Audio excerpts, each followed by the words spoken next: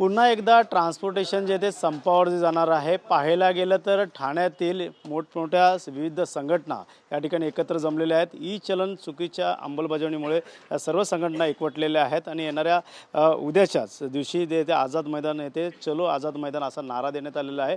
पाहायला गेलं तर ई चलनाचा जो फटका जो येतो या मालक असेल चालक असेल यांना बसत आहेत। मात्र परिवहन मंत्री असतील या मुख्यमंत्री असतील यांच्याकडे देखील अनेक वेळा दाद मागितली, मात्र त्याचा तोडगा न निघाल्यामुळे हे पूर्णतः आता सर्व संघटना एकत्र येऊन आता आंदोलनाचा इशारा दिलेला आहे। त्यामुळे पाहायला गेलं तर या ई चलनाचा फटका जो आहे तो मालक आणि चालकाला बसत आहे। मात्र या संदर्भातलं किती वेळा बैठका झाल्या आणि या संदर्भातला तोडगा निघाला का नाही या संदर्भात बातचीत करणार आहोत संघटनेशी। सर, काय सांगाल, एकंदरीत पुन्हा एकदा आंदोलनाचं हत्यार उपसलेलं आहे, कोणकोणत्या मागण्या असणार आहे आणि बैठक घेऊन देखील मागण्या पूर्ण होत नाही आणि उद्याचा संप कशा प्रकारे असणार आहे? शासनाने जे चुकीचे ई चलन जे धोरण अवलंबलेलं आहे त्या धोरणाचा फटका केवळ वाहतूकदारांना बसलेला अशातला भाग नाही आहे, तो सर्वसामान्य जनतेला देखील आरोपी करण्याचा त्याच्यामध्ये आरोपी करते। प्रत्येक घरामध्ये गाडी घेतली आणि त्यांचं ई चलन जर 45 दिवसाच्या आत भरलं नाही तर तो माझा मुलगा असेल, आपली बहीण असेल, आपल्या परिवारातले प्रत्येक सदस्य काही न करता गुन्हेगार बनणार आहेत। त्याचप्रमाणे ई चलनाच्या विरोधामध्ये वारंवार बैठका घेऊन वारंवार वेळ करण्याचं धोरण केलं। गाडीची दररोज 10-20 हजार रुपयाची चलनं गाड्यांना पाठवून द्यायची आणि ती चुकीच्या पद्धतीने गाड्यांना पाठवून द्यायची आणि ह्या चलनाच्या ओझ्याखाली केवळ वाहतूकदार त्रस्त आहेत अशातला भाग नाही आहे। तर महाराष्ट्र राज्य परिवहन महामंडळाने देखील परिवहन आयुक्तांना पत्र पाठवलं की आमची ई चलन रद्द करा। आमची जर ई चलन रद्द केले नाहीत आणि हे जर आम्ही ड्रायव्हरांच्या रिकव्हरी केली तर एस-टी महामंडळाला देखील ड्रायव्हरांची समस्या उद्भवणार आहे।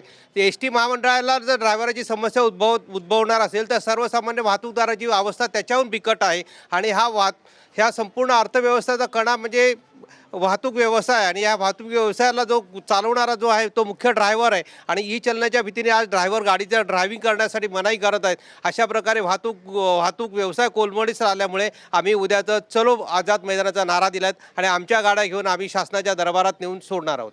पाहायला गेलं तर यामध्ये अत्यावश्यक सेवा देखील असणार आहे, शाळेच्या परीक्षा देखील सुरू आहेत आणि इकडे युद्धजन्य परिस्थिती असताना कुठेतरी या संदर्भातला फटका देखील बसू शकतो इतर लोकांना।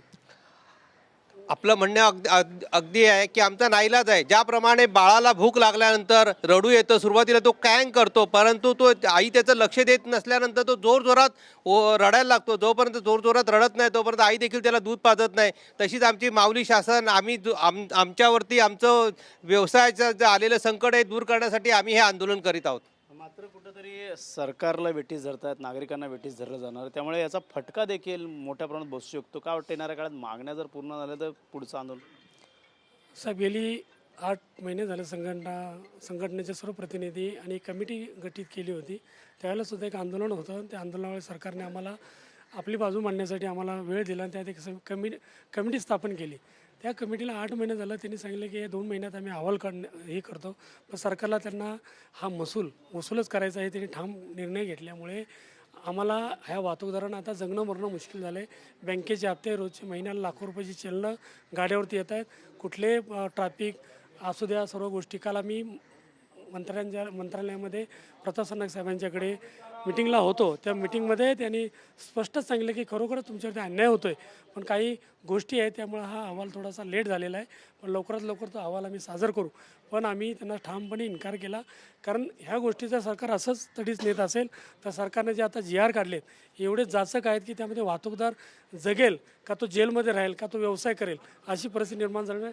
आणि हे आंदोलन फक्त वाहतूकदारांचं नसून आम जनतेचं आहे। आज प्रत्येक स्कूटर असू द्या, रिक्षा, टॅक्सी, आज मला सांगा रिक्षावाला 1.5 लाख रुपये फाईन भरू शकतो, ज्या गाडीची किंमत 1 लाख रुपये नाही।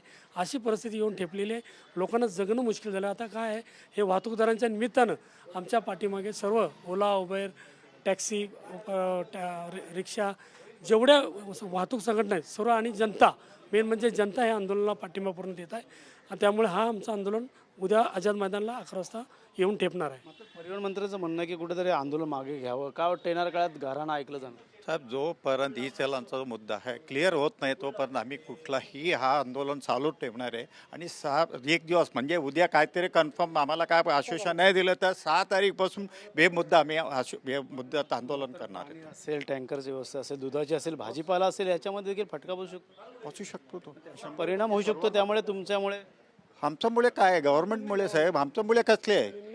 हो, गव्हर्नमेंटने आजच संध्याकाळी पण निर्णय घ्या ना बा, उद्यापासून आम्ही पे करू ना बा, काय प्रॉब्लेम आहे? आज संध्याकाळून वेळ आहे ना त्यांना. आता आम्ही उद्या 11 तारीखला आंदोलन चालू करणार आहे, तोपर्यंत वेळ आहे ना सरकारकडे, तोपर्यंत आता निर्णय द्यायला पाहिजे त्यांनी. निर्णय मागे घेतला तर काय वाटतं, अपेक्षा आहे का सरकारकडनं अशा वेळेचं जर अनेक ट्रान्सपोर्टेशन एकत्र आहे? अगर वो पीछे लेते हैं तो अच्छी बात है, सभी के लिए अच्छी बात है, स्कूल वालों के लिए अच्छी बात है। पर ये सरकार को आदत हो गई है कि जब तक आंदोलन नहीं करो ये हमारे लिए कुछ करते नहीं है। ये सबको मालूम है, उनको भी मालूम है कि ई चलान का प्रॉब्लम सभी को है। ये हमारे परिवहन मंत्री भी जानते हैं, हमारे चीफ मिनिस्टर भी जानते हैं इस बात को। कुछ ऐसी पर संगठनाएं उसमें शामिल होने वाले हैं कि आपके इसमें कि आधे संगठन सेवा भी दे सकते हैं? सारे जितने भी ट्रांसपोर्ट के माल महाराष्ट्र के, नागपुर से लेके आपके मुंबई तक सब लोग इसमें शामिल है। जो आह्वान क्या रहेगा लोगों को इस तरह से जो आप संप में जा रहे हैं, फिर इसके बारे में इसके बारे में लोगों को जागृति है ना, सबको ई चलान की तकलीफ तो है ही। आह्वान क्या करोगे कल का संप के बारे में? चलो आजाद मैदान चलो, सब इकट्ठे होके चलो। सर्वांना एकच आव्हान आहे जनतेला की ह्या ज्या उद्याच्या संपामध्ये हे आंदोलनच जन लोकांसाठी आहे, सर्वांसाठी आहे. इथे वाहतूकदार फक्त नामनिमित्त आहे, फक्त ह्याच्यामध्ये सर्वसामान्य लोकांनी सुद्धा यावं. संघटना ज्या रिक्षा संघटना असतील, इतर बस संघटना असतील, ते येतील का वाटतं तुम्हाला? काय काल आमच्या मिटिंगमध्ये त्यांनी सर्वांनी पाठिंबा जाहीर केला आहे. टॅक्सी युनियन, ओला, उबर. तुम्हाला उद्या सकाळी 11 वाजता आझाद मैदानामध्ये लाखोच्या संख्येने गाड्या दिसतील.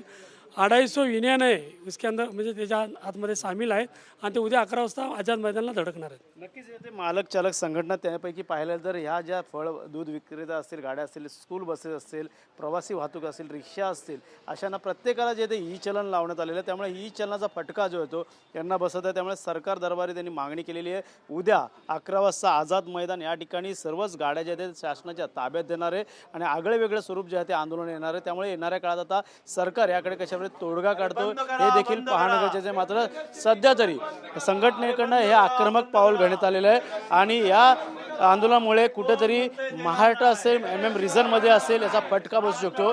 त्यामुळे येणाऱ्या काळात परिवहन मंत्री, मुख्यमंत्र्यांकडनं ट्रान्सपोर्टेशनला कशाप्रकारे तोडगा निघेल हे देखील पाहणं गरजेचं राहणार आहे. कॅमेरा अथर्वसह गणेश सुरा, TV9 मराठी, ठाणे.